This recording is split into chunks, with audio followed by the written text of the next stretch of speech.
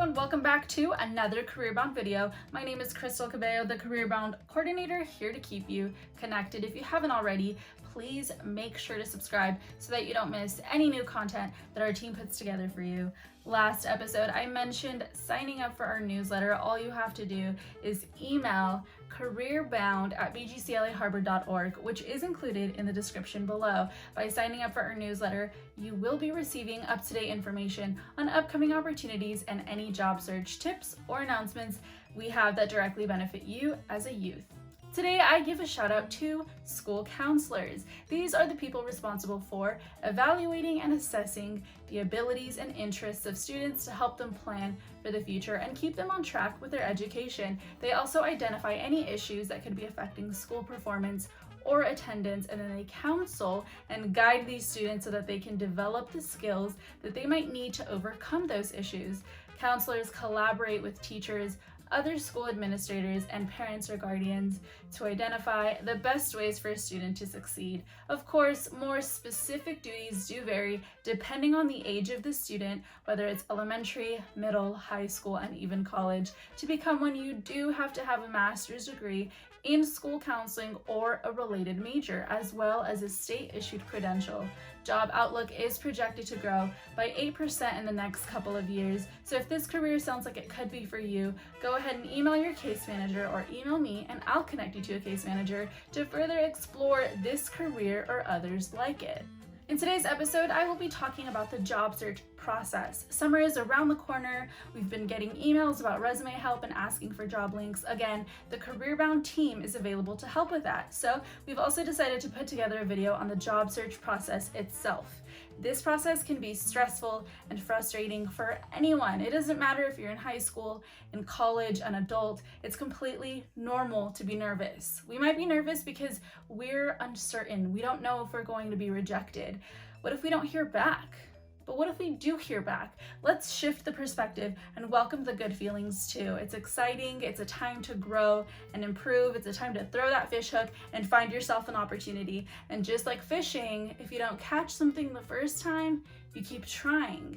You miss 100% of the shots that you don't take. It's a process, we all go through it, so let's break it down so that you feel a lot more confident when searching for a job. The first step is, of course, finding a job opening. This is when networking comes in handy, but you can also find openings online and offline. So how exactly does your network help you? Well, they're the ones that tell you that they know of a place that's hiring, whether it's where they work, where their friends work, or maybe they saw it somewhere. So ask the people that you know first. Hey, do you happen to know of any job openings? And they might not think of any on the spot, but as you keep asking or you make it known that you're looking, they will also likely keep an eye out for you as well. There are a lot of search engines available to you to look for jobs, either by the type of job, how close to you it is, or your qualifications. Online is a great place to look, and I will link those websites below. You also want to pay attention to storefronts. They will sometimes have signs that say something along the lines of help wanted or now hiring. Do keep in mind that when you are about to ask about an opening, whether you are at a store, a restaurant, wherever you are, check yourself first. Are you in the right state of mind? Are you ready to answer any questions in case they ask?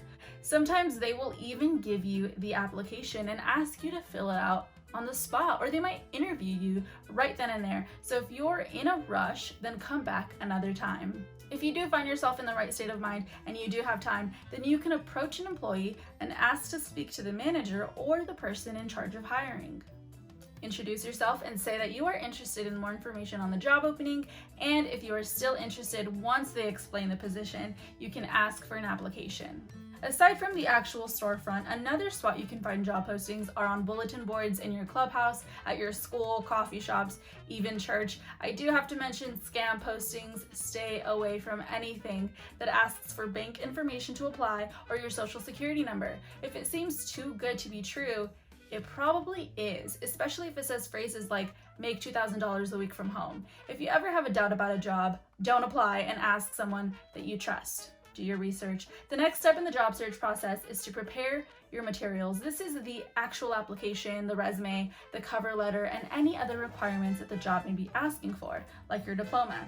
That's why it's important to read over the job posting and the description well so that you know what it is that is being asked for. And then you'd submit your application, which is the next step. When applying to jobs, keep in mind that they could be contacting you, so always answer the phone professionally. Check your email regularly and have your voicemail set up. You may be contacted for an interview or other assessments. Some jobs require that you be able to carry a certain amount of weight or type at a certain speed, and they might assess you on that. So if you do get the job offer, remember that you either have to accept it or reject it. You never have to accept a job offer if you no longer feel that it's the right fit for you. Again, the job search process does not have to be scary as long as you're prepared. So set goals for yourself, keep them realistic, get feedback. Ask people around you to check your resume, look over your application, or to practice an interview with. Reward yourself and understand that setbacks do happen and you can ask for help. Be positive and remember that you are not going through this alone. We do have episodes out on resumes and interviews, so go check those out if you haven't already.